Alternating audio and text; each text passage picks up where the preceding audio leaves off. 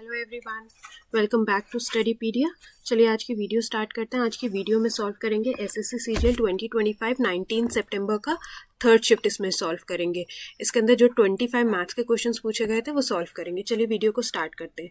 तो देखिए हमें x प्लस वाई और x माइनस वाई का हमें रेशियो दे रखा है कितना, 5:2। ठीक है, तो क्रॉस मल्टीप्लाई कर देते हैं। 2x प्लस में 2y इज इक्वल्स टू में 5x माइनस का 5y। तो यहाँ से हमारे पास x/y कितना आ जाएगा, 7:3। ठीक है ना, आप इधर x और y को कैलकुलेट कर लेना। तो हमसे बेसिकली क्या पूछा गया है, x³ प्लस y³। तो x है हमारे पास 7, 7 का क्यूब कितना होता है 343, प्लस में 3 का क्यूब 27/2 में 343 माइनस में 27। तो ये रह जाएगा हमारे पास 370/2 में 316। तो ये हो जाएगा 2 1 8 और 5:1 158। ठीक है, बहुत बेसिक क्वेश्चन था। नेक्स्ट देखते हैं। वो कह रहा है if you subtract the square of a number from 4052। Suppose एक नंबर है हमारे पास x, 4052 में से हमें ये x के स्क्वायर को क्या करना है, माइनस करना है। Then multiply the result by 15। तो जो भी रिजल्ट आए उसे क्या करना है, हमें 15 से डिवाइड करना है, मल्टीप्लाई करना है। तो हमें आंसर कितना मिलेगा, 41340। ठीक है, और हमसे पूछा जा रहा है व्हाट इज द नंबर। ठीक है, अब देखो बेसिकली हमसे x पूछा जा रहा है, x कितना था। तो देखो 15 से इसे कैंसिल आउट करेंगे। ये 15 1 15 2 7 5 6। देन ये आपस में जैसे माइनस हो जाएंगे, इधर लेके आऊंगी तो ये माइनस हो जाएगा। तो ये हो जाएगा 1296 इज इक्वल्स टू में x का स्क्वायर, और ये किसका स्क्वायर होता है, तो हमारे पास x का वैल्यू आ जाएगा 36। नेक्स्ट देखते हैं।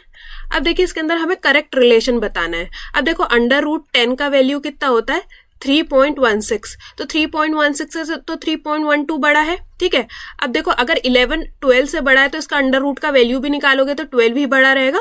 और वही सेम केस 13 बड़ा है, 14 बड़ा है 13 से, तो अंडर रूट भी निकालोगे तो यही सेम रिलेशन रहेगा। तो इसके अंदर हमारे पास तीनों रिलेशन उसने क्या दिए हैं, सही दिए हैं। अब देखिए वो कह रहा है एक ट्रेडर ने मार्क करा है एक आर्टिकल को 40% अबव द कॉस्ट प्राइस। अगर मैं कॉस्ट प्राइस से 40% अबव उसे मार्क करना चाहती हूं तो मैं कॉस्ट प्राइस के 140% पे उसको क्या करूंगी, वैल्यू करूंगी। Then he allowed a discount 20%। अगर 20% का डिस्काउंट है तो मतलब कितने परसेंट का वैल्यू है, 80% का वैल्यू है। और जो उसका सेलिंग प्राइस है वो कितना आ गया, 560। ठीक है, तो हमसे पूछा जा रहा है कॉस्ट प्राइस कितना था। तो हमसे बेसिकली सीपी ही पूछा गया है, तो कर देते 14 4 8 5। तो कॉस्ट प्राइस हमारे पास कितना आ जाएगा, 500। अब देखिए वो क्या कह रहा है, ए बी ने मिलजुल कर कितने पैसे अर्न करे हैं, 840 रुपए। अब वो क्या कहता है, ए ने जो काम शुरू करा था उसने पूरा टाइम काम करा है, मतलब first day to last day ए ने काम करा है। लेकिन बी ने कब काम करना स्टार्ट करा, जब 25% काम कंप्लीट हो चुका था। सपोज 100 यूनिट काम था, सपोज इसका जो 25% काम था वो अकेले किसने करा है, ए ने करा है। और जो 75% काम था वो ए प्लस बी दोनों ने मिलके करा है। इतनी बात समझ में आई। अब अगर देखो क्वेश्चन क्या होता है, अगर दोनों पार्टनर से काम चालू करा होता 1 डे पे और दोनों ने काम करा होता लास्ट डे तक, तो जो उनका जो अर्निंग होता है वो उनकी एफिशिएंसी के ऊपर डिवाइड हो जाता है। ठीक है, अगर दोनों पार्टनर सेम डे से काम स्टार्ट करके एंड तक काम करते हैं तो बहुत इजीली उनका जो अर्निंग होता है बस उसको एफिशिएंसी के ऊपर डिवाइड कर दो। लेकिन अब देखो वो कह रहा है कि जब बी ने काम स्टार्ट करा है वो क्या है, लेट कमर है, उसने काम कम करा है। तो अब इस केस में क्या होता है, जो उनकी जो अर्निंग होती है वो डिवाइड होती है उनके वर्क रेशियो के ऊपर कि उन दोनों ने कितना कितना यूनिट काम करा है। इतनी बात समझ में आई। अब देखो वो क्या कह रहा है, B is twice as efficient as A और बी की जो एफिशिएंसी का रेशियो हमें दे रखा है वो सीधा क्या कह रखा है, बी ए से 2 गुना कुशल है। तो ए की एफिशिएंसी 1 यूनिट है और बी की एफिशिएंसी कितनी है, 2 यूनिट है।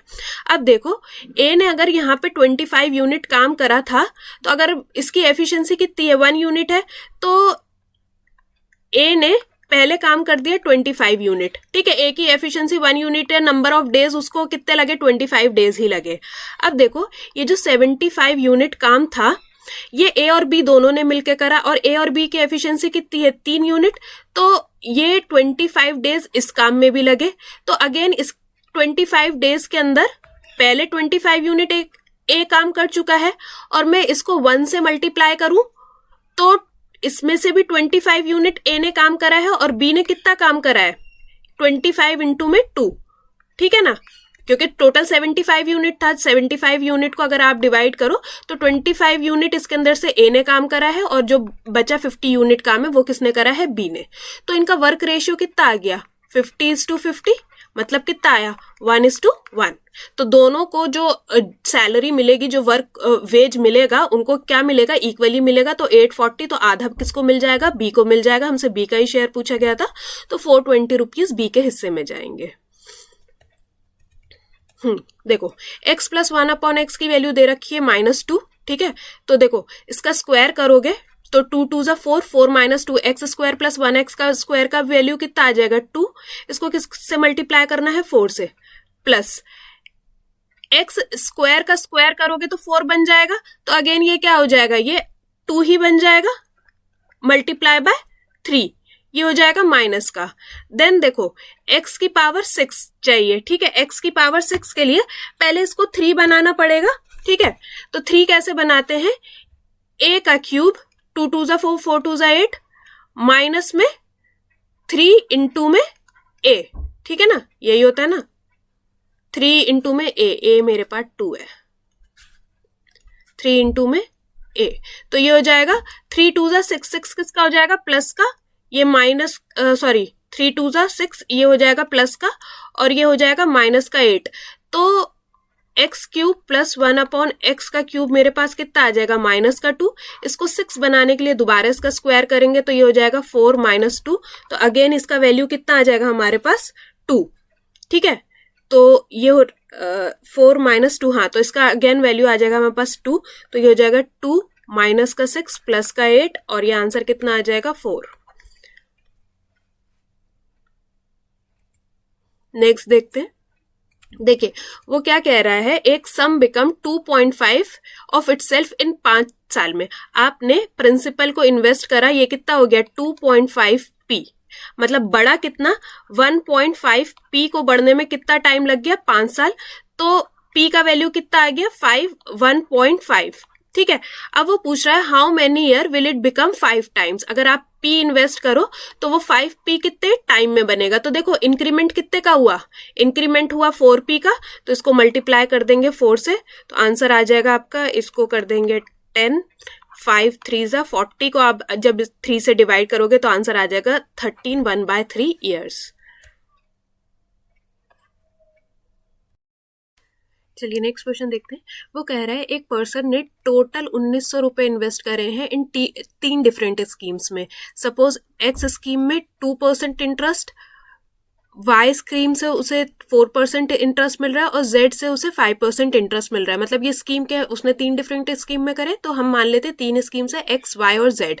At the end of 1 year he got same interest, मतलब तीनों स्कीम के अंदर उसे कितना मिल रहा है, सेम इंटरेस्ट मिल रहा है। तो हमसे पूछा जा रहा है कि उसने 4% वाले जो इंटरेस्ट है, ठीक है ना, 4% के अंदर जो उसने अमाउंट इन्वेस्ट करा है, तो कितना अमाउंट उसने इन्वेस्ट करा है, मतलब हमसे एक्स का अमाउंट पूछा जा रहा है। तो देखो अगर उसे एक्स अमाउंट पे 2% का इंटरेस्ट, ऐसे करते हैं ना, प्रिंसिपल इंटू में रेट, और सब कुछ कितना है 1 साल के लिए, तो मैं टाइम नहीं कर रही, तो इसका इंटरेस्ट किसके बराबर है, वाई अमाउंट के ऊपर कितना, 4% के ऊपर जो इंटरेस्ट मिलेगा 4% से, और जेड अमाउंट के ऊपर 5% से जो इंटरेस्ट मिलेगा। ये इसके इंटरेस्ट क्या है, सबके बराबर है। तो हमें y का वैल्यू बताना है। तो देखो ये कैंसिल कर दिया। अब देखो अगर मुझे x/y/z का रेशियो निकालना है तो क्या होगा, तो देखो x के साथ जो है कोफिशिएंट उसे छोड़ के y और z को मल्टीप्लाई कर दो, तो x का रेशियो आ गया 20:, y के लिए यही करो, y का छोड़ के बाकी दोनों को मल्टीप्लाई कर दो 10, और z के लिए भी यही सेम।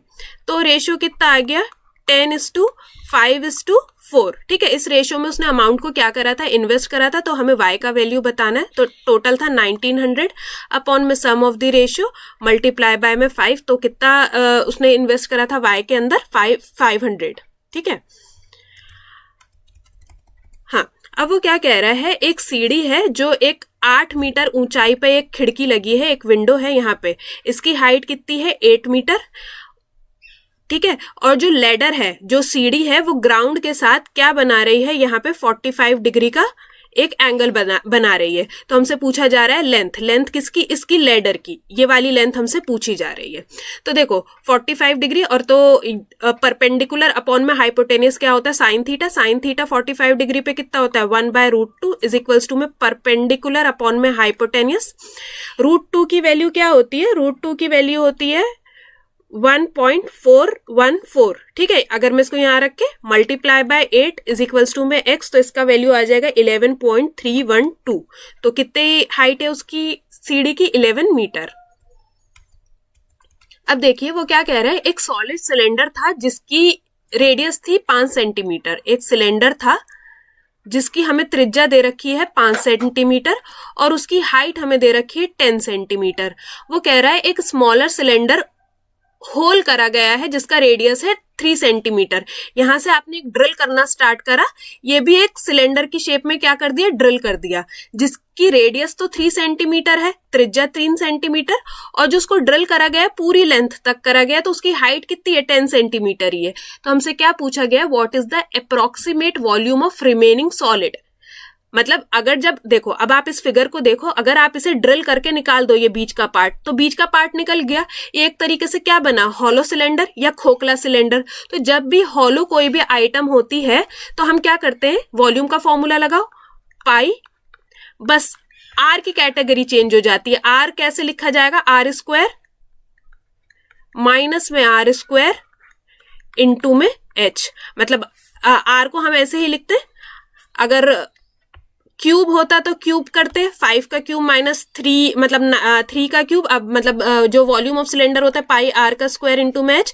जब भी कोई आइटम हॉलो होती है तो बस उसके रेडियस के ऊपर ही फर्क पड़ता है, उसको हम रेडियस को ऐसे करके लिखते हैं। अब रेडियस की जो भी पावर होती है वो पावर लगाते हैं, बाकी दोनों को माइनस कर दिया। तो पाई 25 माइनस में 9 इंटू में 16 इंटू में 10, तो कितना आ जाएगा 3520 डिवाइडेड बाय 7, तो 7 5 35, 5 पे एक ही है, 502 सेंटीमीटर क्यूब रिमेनिंग सॉलिड बचेगा। अब देखिए वो कह रहा है एक टैंक है, किस शेप में है, रेक्टेंगल के, उसकी हमें लेंथ ब्रेथ और हाइट दे रखी है, हमसे उसकी कैपेसिटी पूछी गई है किलो लीटर में। अब देखिए जो उसकी जो हमें उसका मेजरमेंट दे रखा है, लेंथ ब्रेथ और हाइट हमें किस में दे रखा है, मीटर में। तो अगर मैं इसका वॉल्यूम निकालूं, इसका आयतन निकालूं, तो कितना होगा, लेंथ इंटू में ब्रेथ इंटू में हाइट। ये मीटर में इसकी कैपेसिटी आ गई, जो कितनी आ गई 6000, ठीक है, ये आ गई मीटर में, और हमसे किस में पूछी गई है, किलो लीटर में। तो देखो मीटर से लीटर में जाने के लिए हमने क्या कर दिया, इसको 1000 से डिवाइड, ठीक है, और मीटर से किलो लीटर में मीटर से किलोमीटर या किलो लीटर में जाने के लिए क्या करेंगे, 1000 से डिवाइड, तो 1000 से कैंसिल हो जाएगा, कैपेसिटी सेम ही रहेगी 6000 किलो लीटर। अब देखो एक कोन है, एक शंकु है। अब इसको थोड़ा सा अगर बस इसका फिगर समझ लो, और वो आपको इसका मेथड पता है कि अगर आप हाइट का क्यूब करोगे तो आपको क्या मिलेगा, वॉल्यूम मिलेगा, हाइट के रेशियो का क्यूब करोगे तो वॉल्यूम का रेशियो मिलेगा। अब देखो इसकी जो हाइट थी शंकु की पूरी दे रखी है 30 सेंटीमीटर, उसके अंदर कट लगाए गए हैं हाइट के ऊपर, एक 10 सेंटीमीटर, एक 20 सेंटीमीटर फ्रॉम द बेस। तो हमसे पूछा जा रहा है what is the ratio of the volume of 3 parts. अब देखो इसके अंदर 2 कट लगाए गए हैं, एक सपोज ये कट लगा तो यहां से लेके यहां तक की हाइट हो गई 10 सेंटीमीटर, और एक कट ये लगा तो इसकी यहां से यहां तक की हाइट कितनी हो गई 20 सेंटीमीटर, और थर्ड पार्ट की तो हमें हाइट पता है कितनी है 30 सेंटीमीटर। अगर मैं इनका हाइट का रेशियो कर दूं, हाइट का रेशियो कितना आ गया 1:2:3। अब अगर इसका क्यूब करूं तो मुझे इसका क्या मिल जाएगा, वॉल्यूम का रेशियो, तो हमसे यही पूछा गया है। तो अगर मैं इसका क्यूब करूं 1 का तो 1 ही रहेगा। अब देखो सेकंड पार्ट का जो वॉल्यूम है वो सिर्फ इतना ही बनता है, ठीक है, सेकंड पार्ट का ये फर्स्ट पार्ट, ये सेकंड पार्ट और ये थर्ड पार्ट। फर्स्ट पार्ट के वॉल्यूम के अंदर तो ये देखो पूरा एंटायर कोन आ गया, तो इसका क्यूब करके 1 का 1 ही रहा। अब अगर मैं 2 का क्यूब करूंगी तो 2 के क्यूब में ये पूरा पार्ट आएगा, तो 2 का क्यूब करके कितना आ गया, 8 आ गया इसका पूरे का वॉल्यूम, बट हमें चाहिए सिर्फ इतने पार्ट का। तो जो ऊपर वाला पार्ट है ये माइनस कर देंगे, तो इसका वॉल्यूम कितना आया था हमारे पास 1, ठीक है, तो इसका वॉल्यूम आ जाएगा 7। वही काम होगा थर्ड के साथ। तो जो तीसरे का हाइट है वो 3 है, इसका पूरे का एंटायर वॉल्यूम कितना आ जाएगा, 3 3 जा 9, 9 3 जा 27। इसमें से मुझे ये पार्ट माइनस करना पड़ेगा, तो इस पार्ट का पूरा वॉल्यूम कितना था, माइनस का 8, तो आंसर कितना आ जाएगा 19। बस आपको 1:7 समझ में आ जाता तो 19 करने का नीड नहीं था। अब देखिए वो क्या कह रहा है, एक सॉलिड हेमिस्फीयर है, अर्धगोला है, जिसकी रेडियस त्रिज्या r दे रखी है, तो 2/3 पाई r का क्यूब, इसको मेल्ट करा गया है और दोबारा बनाए गए हैं छोटे हेमिस्फीयर। इस कितने बनाए गए हैं, n बनाए गए हैं, नंबर नहीं बताए, तो 2/3 पाई, और जो उसकी रेडियस है वो कितनी हो गई है, r का क्यूब, छोटा r हो गया, तो हमें find the value of n बताना है, n का वैल्यू बताना है। ये कैंसिल हो जाएगा, तो n का वैल्यू हमारे पास कितना आ गया, r का होल क्यूब, ठीक है ना, उसको अलग अलग भी लिख सकते थे और होल क्यूब भी कर सकते हैं। अब देखिए कॉट ए कितना दे रखा है, √3, ये कितने की वैल्यू हुई, कॉट की 30 डिग्री की वैल्यू हुई, तो साइन की 30 डिग्री की वैल्यू कितनी होती है, 1/2, और कॉस की 30 डिग्री की वैल्यू क्या होती है, √3/2। बस पुट कर देते, 1 + 1/2, और ये हो जाएगा 1 + √3/2, तो ये हो जाएगा 3/2, और ये हो जाएगा 2 + √3/2, तो बस वही 6 + 3√3/4। नेक्स्ट देखते हैं। अब देखो sin x + cos x क्या हुआ है, √2। ये कब हो सकता था, जब sin x और cos x की 45 डिग्री की आप वैल्यू को ऐड करो, तो 1/√2 + 1/√2 अगर आप ऐड करोगे तो ये हो जाता √2 प्लस में 2, और इसको रैशनलाइज करते तो आपको क्या मिल जाता, √2 मिल जाता, ठीक है। तो अगर आपने इसको प्लस करके हमें √2 मिला है, तो sin x - cos x अगर 1/√2 को माइनस कर दोगे तो आपको क्या मिलेगा, 0 मिलेगा। अब हमसे पूछा जा रहा है विच पॉइंट लाइज ऑन, इस लाइन के ऊपर कौन कौन सा पॉइंट लाई करता है। आप बस ये रख के देख लो, x का वैल्यू रखो, अगर y का वैल्यू आपको सेम मिलता है तो आप समझ लो कि ये सब पॉइंट लाई कर रहे हैं। अब देखो अगर x का वैल्यू आप 0 कर दोगे तो y का वैल्यू 7 मिलेगा, तो ये लाई कर रहा है। अगर आप x का वैल्यू 2 रख दो तो 2 3 जा 6, -7 में से माइनस करोगे तो y का वैल्यू 1 हो जाएगा। और सेम यही होगा अगर आप x का वैल्यू 3 कर दिया, 3 3 जा 9, ठीक है ना, तो y का वैल्यू कितना हो जाएगा, -2। तो ये तीनों पॉइंट क्या कर रहा है, इस पे लाई कर रहे हैं। अब देखो एक चीज मैंने बार बार बताई है, अगर एक ही सर्कल के अंदर 2 सेक्टर बनाए जाएं तो उनका एरिया का रेशियो किसके ऊपर डिपेंड करता है, उनके थीटा के ऊपर डिपेंड करता है। तो वही है कि एक थीटा है हमारे पास 90 डिग्री और दूसरा थीटा कितना है, पाई की वैल्यू 180/2, तो कितना हो जाएगा इनका एरिया का रेशियो 1:1। चलिए नेक्स्ट क्वेश्चन देखते हैं। वो कह रहा है एक रेगुलर पॉलीगन है जिसका जो हर एक इंटीरियर एंगल है वो कितने डिग्री का है, 150 डिग्री का। तो हमसे क्या पूछा जा रहा है, find the number of sides, हमसे n का वैल्यू पूछा जा रहा है। तो देखो इसका क्या फॉर्मूला होता है, interior angle is equal to में n-2 मल्टीप्लाई बाय 180 अपॉन में n, ठीक है। इंटीरियर एंगल हमें कितना दे रखा है, 150 इज इक्वल्स टू में ये, बस अब n का वैल्यू तो है नहीं, तो 180n माइनस में 360, और ये जो n था नीचे वाला ऊपर ले जाके मैंने मल्टीप्लाई कर दिया, तो देखो ये रह जाएगा 30n इज इक्वल्स टू में 360 डिग्री। तो n का वैल्यू हमारे पास कितना आ जाएगा, 12 साइड्स थी। अब देखो एक पॉइंट है P जो 13 सेंटीमीटर दूर है एक सेंटर के सर्कल से, ऐसे यूं, ये है 13 सेंटीमीटर और एक टेंजेंट है वो कितनी है, 12 सेंटीमीटर। तो देखो ये अगर मैं ट्रिपलेट बनाऊं तो ट्रिपलेट क्या होता है, 5 12 13। तो जो सर्कल है, सर्कल की रेडियस कितनी आ गई हमारे पास, 5 सेंटीमीटर। तो हमसे एरिया ऑफ सर्कल पूछा जा रहा है। एरिया ऑफ सर्कल क्या होता है, पाई, आर का स्क्वायर, आर है हमारे पास 25, तो आंसर कितना रह जाएगा, 25 पाई। अब देखिए वो कह रहा है एक ट्राइंगल है A B C, A B C, एक एंगल बाइसेक्टर, एक कोण समद्विभाजक।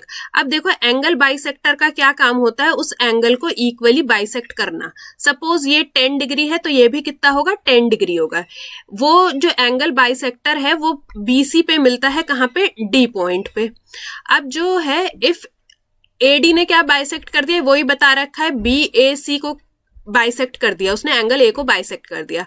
ए बी हमें कितना बता रखा है, ए सी के इक्वल, और एंगल ए बी डी ये वाला angle, and A C D ये वाला ट्राइंगल। ठीक है, हमसे पूछा जा रहा है क्या ये कॉन्ग्रुएंट है। हाँ कॉन्ग्रुएंट है। देखो ए बी किसके इक्वल है, ए सी के इक्वल है। जो ये वाला एंगल है, ये वाला एंगल किसके इक्वल है, ये दोनों एंगल एक दूसरे के इक्वल है। और जो ये एडी साइड है ये कॉमन है, तो एडी किसके इक्वल है, एडी के इक्वल है। तो साइड एंगल साइड के क्राइटेरिया से ये दोनों ट्राइंगल कैसे हैं, कॉन्ग्रुएंट है, सर्वागस्म है।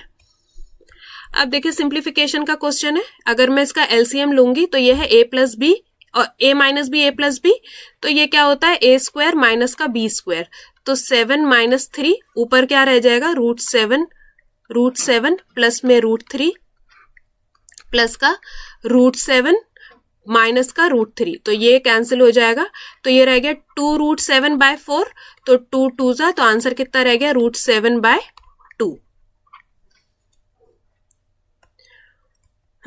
अब देखो साइन का वैल्यू अगर मुझे x दे रखा है, अगर मैं इसका स्क्वायर कर दूंगी तो ये भी x स्क्वायर हो जाएगा। हमारे पास आइडेंटिटी होती है साइन स्क्वायर थीटा प्लस में cos square theta is equals to में 1। तो कॉज स्क्वायर का वैल्यू कितना होता है, 1 माइनस साइन स्क्वायर थीटा। तो बस यही हमसे पूछा जा रहा है कॉज स्क्वायर का वैल्यू, तो 1 माइनस एक्स स्क्वायर। अब ये तो वर्बल ही क्वेश्चन था। अब देखिए वो क्या कह रहा है, द एंगल बिटवीन 2 टेंजेंट्स, ऐसे करके 2 टेंजेंट्स अगर एक सर्कल पे ड्रॉ करी गई हैं, इसके बीच का हमें अगर एंगल दे रखा है वो कितना दे रखा है, 60 डिग्री का। तो हमसे क्या पूछा जा रहा है, what is the angle subtended by the chord connecting their points of contact at the centre. देखो ये एक कॉर्ड, ये एक कॉर्ड। अब आपको पता है अगर सेंटर से कॉर्ड अगर किसके ऊपर टच करे, टेंजेंट पे, तो वो कितने डिग्री का एंगल बनाती है, 90 डिग्री का। तो ये भी 90 डिग्री का हो गया। अब देखो ये क्वाड्रिलेटरल हो गया, तो ये हो गया 90 90 60, सम ऑफ द एंगल्स कितना होना चाहिए था, 360 डिग्री। तो यहाँ पे जो एंगल बनेगा वो कितना बनेगा, 120 डिग्री। बाकी आप डायरेक्ट भी कर सकते थे 180 माइनस का 60, क्योंकि दोनों हो गए थे 90 90 डिग्री के। चलिए नेक्स्ट क्वेश्चन देखते हैं। वो कह रहा है एक पॉइंट है P outside of a circle, एक टेंजेंट बनाई गई है PA और एक सेकंड बनाई गई है PBC। अब PA हमें दे रखी है 6, BC हमें दे रखा है ये वाला सेक्शन 5, और हमसे लेंथ पूछा जा रहा है PB का, ये हमें x का वैल्यू पूछा जा रहा है। तो देखो ये क्या होता है, PA का स्क्वायर इज इक्वल्स टू में PB इंटू में PC। तो PA का स्क्वायर 36, PB है हमारे पास x इंटू में PC कितना हो जाएगा हमारे पास 5 प्लस में x। अब आप चाहो तो इसे क्वाड्रेटिक इक्वेशन बना के देख लो, ठीक है। तो अगर आप देखो तो यहाँ पे x का वैल्यू 5 + 4 और ये हो जाएगा 4, 9 4 जा 36, मतलब इजी था क्वाड्रेटिक इक्वेशन बनाते। तो देखो 36 इज इक्वल्स टू में 5x प्लस में x का स्क्वायर, देन x का स्क्वायर प्लस में 5x माइनस का 36, ठीक है ना। क्वाड्रेटिक इक्वेशन बना के भी आप इसको सॉल्व कर सकते थे। चलिए लास्ट क्वेश्चन देखते हैं।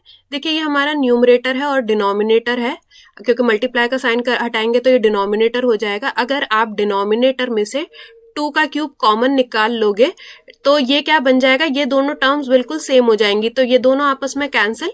तो हमारे पास रिमेनिंग क्या बचा, 1/8, और 1/8 क्या होता है, 0.125। तो देखिए आज की वीडियो में हमने पूरे 25 क्वेश्चन सॉल्व कर लिए हैं। होप आपके जितने डाउट्स रहे होंगे वो सब क्लियर हो गए होंगे। वीडियो अच्छा लगा हो तो एक सब्सक्राइब जरूर करिएगा, और अगर आपको लगता है किसी आपके फ्रेंड या फैमिली के लिए हेल्पफुल है, डू शेयर द वीडियो। मिलते हैं नेक्स्ट वीडियो में।